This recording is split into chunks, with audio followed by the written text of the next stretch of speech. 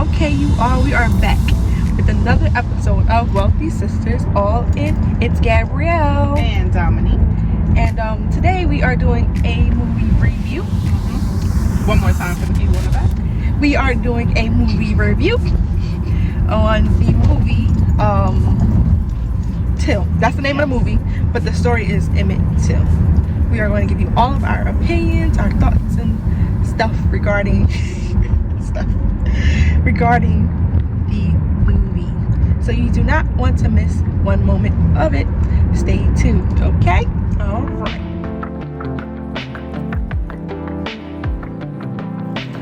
They got us all the way at the end of the movie, the end of the thing. The next stop is the door. Why they got this movie all the way at the end of the theater? Why?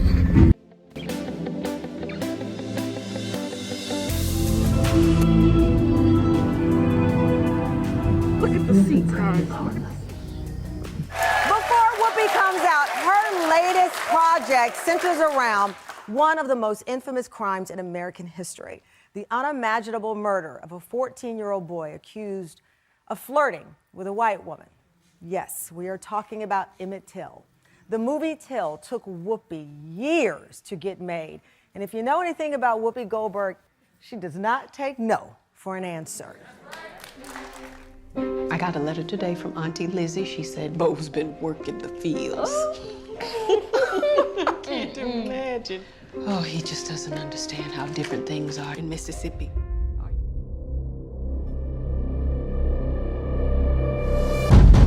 I want to talk to you about that boy. They've come for you.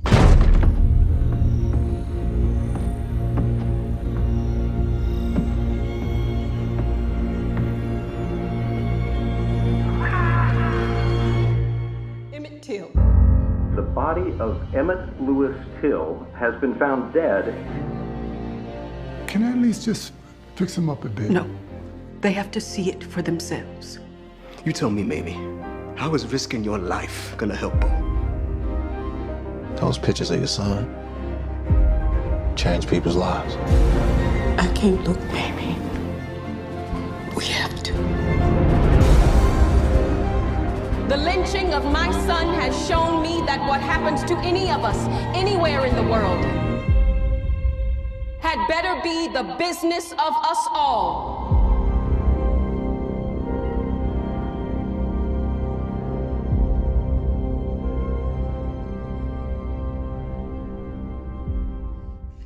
All right. So we're back, you all. Gabby just woke up. Gabby just woke up. You don't have to tell me like this. I only fell asleep at the end of the movie. That's all. But at least I wasn't crying during the whole thing. Whatever, Gabby. I mean, cried. I did not cry through the whole. No, all I hear. That's inaccurate. Put on your seatbelt. That is inaccurate information. Everyone should go and see this movie. It's a very important story that needs to be told. First of all, Shanoa, who was the director of this movie, I can tell she put her heart and soul into this. The cinematography, from the shots and the different positions and angles to the transitions, everything you can tell is thought out and everything has a message. Even the way the scenes transition from one scene to another, everything that she did was on purpose and it had a purpose, and that translated to us on the screen. Would you agree, Gab? Yes, I would totally agree. But in that movie, they showed like the beating and like the more. Well, they didn't show the beating. So 3 years ago, the producers, they reached out to me and they wanted to know if I was interested. And so I told them, you know, first and foremost, the only way I'd be interested in telling this story is if I rewrite the script and focus my directorial vision towards Mamie, this being a story about Mamie and her emotional journey and her perspective. And so the narrative is really going to be through her lens primarily. And then the second one was I didn't want to show any physical violence inflicted upon Black bodies. She just showed The body and what happened. I was not prepared for that. Yeah. And it was just like, a warning would have helped. That's the part Donnie started crying the most at though. I was like, sheesh. It's very graphic.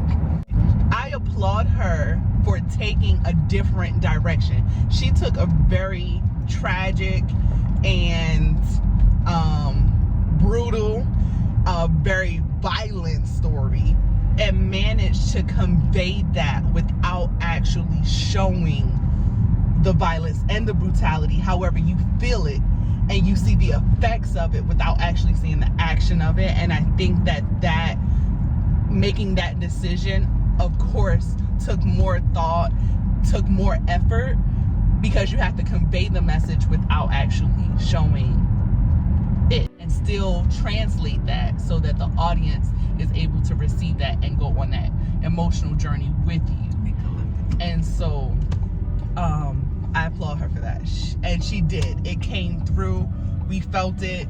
We understood it without actually having to see the violence on the black body. So yeah. As far as like the costumes and the set design, I am a fan of that era. And so I really do think that they did a good job as far as even like the apartments and the way they furnished places and the way they dressed. I feel like they did a great job of capturing that time frame and kind of taking you on that journey back in time. I mean, I'm watching this movie and it did a great job of capturing the humanity of these people, where it's not just telling a story, but you get to see a 14-year-old boy, how boys will be boys and playful and sometimes say things that's inappropriate, do things that's inappropriate. But the fact that this young boy, just being 14, did something that at the end of the day cost him his life. Then Emmett went in and bought 2 cents worth of bubble gum. According to witnesses, on his way out of the store, Emmett turned to Carolyn Bryant and whistled. She stormed out. We all got scared, and someone said she's going to get a pistol. That's when we became afraid. He said she's going to the car to get a pistol. And as she went to the car, we all jumped in my uncle's car. So Wednesday went by, Thursday went by, nothing. Friday, we forgot about it.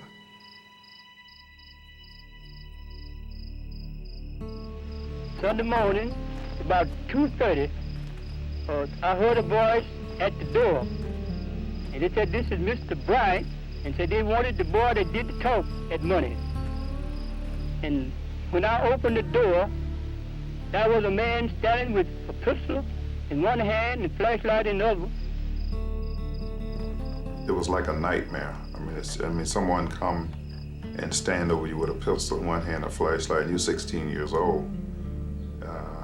This is a terrifying experience, very terrifying. And so we marched on around through 2 rooms, and I found the boy in the 3rd room in the bed with my baby boy. Mose Wright pleaded with the 2 men. J.W. Milam turned to Mose Wright. "How old are you, preacher?" he asked. 64, Wright replied.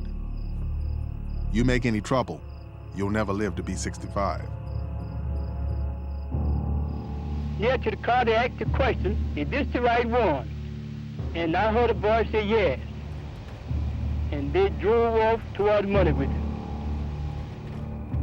Like at the end of the movie, they said the law for the lynching this year. And there was never any justice for Emmett Till. Martin Luther King said something. Injustice anywhere is a threat to justice everywhere. And his words couldn't ring more true, which is why this is still today a story that needs to be told. And it's a story that we all need to go see. Amazing job. Amazing. If I can like applaud with both my hands, I would right now. But for all the parts that you have to wait for. It was, they did an amazing job. Absolutely. The boy that played Emmett Till, he's a phenomenal actor. I can't wait to see him in other things and see him grow as an actor, because he did an amazing job. But I knew I wanted to do it. I needed to, because there are certain things that are bigger than yourself, and when you're giving someone who didn't have a voice a chance to show that voice in front of the entire world, then it's one of the things you just must do, and that it was an honor for me. Danielle, is her name Danielle or Daniela? The one who played Emmett Till. Girl, oh my goodness. She is when I tell you that she is one to watch out for, even in her silence, parts that she didn't even have lines for, like you felt all of the emotions. So it's like she conveyed that in such a way it's undeniable, even to people that may have never experienced that mother-child connection. When I tell you, she is such a powerful actress. I'm blown away. Truly, truly blown away. She did a phenomenal job. She deserves awards for the performance that she did for Till. Okay, yes. Hands down, she deserves awards. Whoopi did an amazing job. Let's just talk about Whoopi for a minute. I didn't even want to bring this up, but I gotta bring this up because everybody has been going wild on the internet. And I have to say something, because there was a young lady who writes for one of the magazines, and she was distracted by my fat suit. But you should know that was not a fat suit. That was me.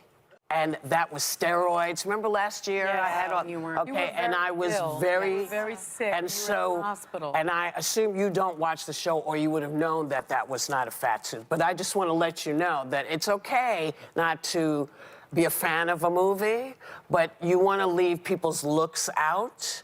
So just comment on the acting, and if you have a question, ask somebody, because I'm sure you didn't mean to be demeaning. How you watched that movie and that, like, you were distracted by Whoopi's size is crazy to me. You gotta do better. No disrespect. Like, you're a professional writer. I'm gonna need you to do some research. I'm gonna need you to take your job a little bit more serious and not distract us from the important things. But you're writing for a journal or magazine, whatever it was. Now what's your takeaway? Sis, do better. But Whoopi did an amazing job, okay? As grandma. She didn't have a big role, but this was her passion project. And she worked for, I think, 10 years to get this movie made. Bravo to you, Whoopi. We applaud you. Thank you for working so hard to get this movie done. And you did a good job. Hats off to you. And you worked through that, dealing with your own sicknesses and going through with your body. I didn't know she was sick. She was sick, and wow. Okay, like I was saying, I met her in person when I was working at Six Flags. She came to Six Flags, and yeah, she was really nice. An amazing person. Yeah. Is there anything you would change about the movie? I would not change, because that was their vision, okay? And they executed their vision and how they wanted to show it. If I were directing this, there are some things that I would do a little differently. First thing is, I do feel that the pace of it at times was slow. Yes, and that's why I fell asleep. It started off paced well. Got to, like, things not quickly, but it gave you time to adjust, gave you time to really plug in to the message and follow the story. Then it slowed down after, like, his funeral. After his funeral, once it got to the trial and her making her transition to Mississippi, it slowed down. For me, I could appreciate it because there were so many. I love film, I love cinematography and all of those things. So because I enjoy those things, I was able to appreciate it. However, I feel like there are some shots that were a little long. I probably would have cut them. I feel like some things can be quicker, and that'll make people want to go and watch it a second time for all of the things that they missed. I feel like with this film, there's kind of no need to watch it again because you don't have to be worried about missing anything. The parts that Shanoa wanted you to see and wanted to make, like the points she wanted to get across, sis got it across. Like, you don't have to go watch this multiple times. It's not one of those movies. I would keep that pace consistent, the same pace it started off with. I would keep that consistent throughout the film. I think one way they could have done that is to gotten a little bit more into how she devoted her whole entire life to getting justice for her son, to educating people about what was going on and how her life changed after the trial. It wasn't that she did a speech or two and then her life went on, even though she went and remarried and everything like that, but her life never got out of that stage, and I wanted to see more of that. So those are two major things that I would definitely do differently. I would tell more of her story because she literally just passed not too long ago, and until 2003, right? And until 2003, her life was devoted to getting justice and telling this story and helping others through the movement. It tells you on the screen at the end the part that she played in the civil rights movement, but it doesn't really go into details. If you get a chance to hear her speak and to feel her passion and all of those things, it did not just stop where the movie stopped. And I would have wanted to see an older Mrs. Mamie Till. Honestly, those are the only two things. The song choice was good. You know, they had to put Mahalia Jackson there. Like, the song choice, I started the movie singing. She did a great job with, she said that she was going to start the movie with joy and end the movie with joy, and she did accomplish that. Yes, go buy your tickets today. You have Friday, Saturday, you have all weekend, okay? And take somebody with you. Somebody that's not going to cry through the whole thing. Whatever, Gabby. Whatever. I did not cry through the whole thing. First of all, when you see his body, you gonna cry. No, I had to cover my eyes because I can't. When you see that, try to go like earlier in the day. Don't do it at night. Yeah, this might not be a nighttime movie. True. Me personally, I don't like seeing stuff before I have to go to sleep because then I start. Yeah. It's a whole thing, okay? Yeah, true. Yeah, agree with that. Yeah. So try to like go see it earlier in the day if you can. That's true. Don't see it before you got to go to sleep. Okay? That's true. That's true. So I'm gonna tell you this part that's gonna get you. It's going to rip your whole gut out. Okay. First of all, when she find out that her son died and she fall to that ground, you feel it. Okay. Secondly, when they're pulling his casket off of that train and she hugged that casket and cried, whole gut just gone. Okay. Then when they uncover his body as he is laying on that slab, okay, your gut is already gone. So I don't know what else came out of me, but it was just like, okay, gone. All right. And then when they're at the funeral and she the aunt talks to her aunt, and you can feel the aunt's, she's so apologetic and she's so guilt-ridden over having allowed this to happen, but also so helpless because honestly, what could the aunt have done? And trust me, you feel it too. Like, it comes across that screen when that aunt cried at that funeral. Listen, those are the only parts I cried at. Don't listen to Gabby. I did not cry through the whole movie. Those were the only parts. But get ready for that because it's intense. Okay, it is intense. Yes, go see Till this weekend. Okay? All right. Until next time, don't forget to like, comment, subscribe, click the bell icon. That way you can be notified every time we post a video. See you later.